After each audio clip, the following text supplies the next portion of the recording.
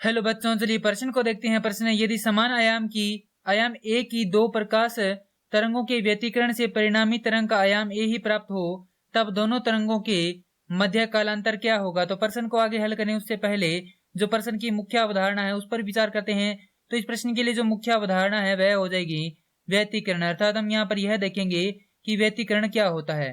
तो व्यतिकरण, तो जब समान आवृत्ति की दो प्रकाश तरंगें माध्यम में एक ही दिशा में गमन करे तो उनके अध्यारोपण से परिणामी तरंग की तीव्रता परिवर्तित हो जाती है।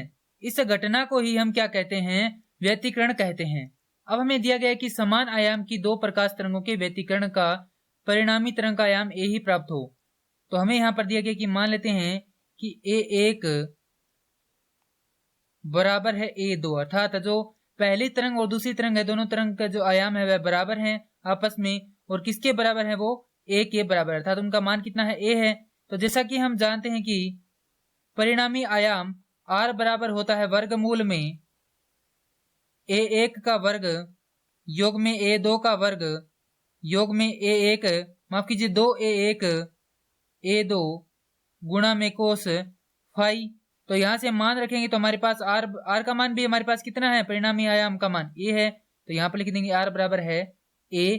तो यहाँ से a बराबर हो जाएगा वर्गमूल में a1 का मान भी कितना है, a है, तो a का वर्ग योग में a2 का मान भी a है, तो a का वर्ग योग में 2 गुणा में a1 का मान a है गुणा में a2 का मान a है कोस फाई, जहां फाई क्या है, कलांतर है, जो कि हमें प्रश्न में ज्ञात करना है। अब दोनों तरफ वर्ग कर देते हैं तो हमारे पास आएगा a का वर्ग बराबर, ये दोनों आपस में जुड़ जाएंगे, हमारे पास ये हो जाएगा 2a का वर्ग योग में 2a का वर्ग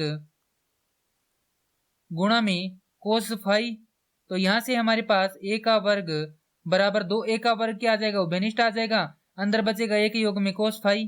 तो यहाँ पर a के वर्ग से a का वर्ग कट जाएगा, हमारे पास यहाँ पर आएगा कोस फाई योग में 1 बराबर 1 बटा 2।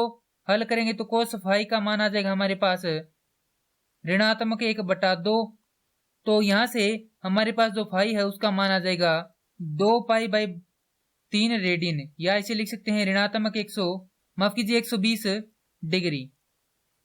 तो हमारे पास जो कलांतर है वह कितना होगा, 120 डिग्री होगा। यही हमारे प्रश्न का उत्तर है। मैं आशा करता हूं कि यह प्रश्न आपको समझ में आया होगा। धन्यवाद।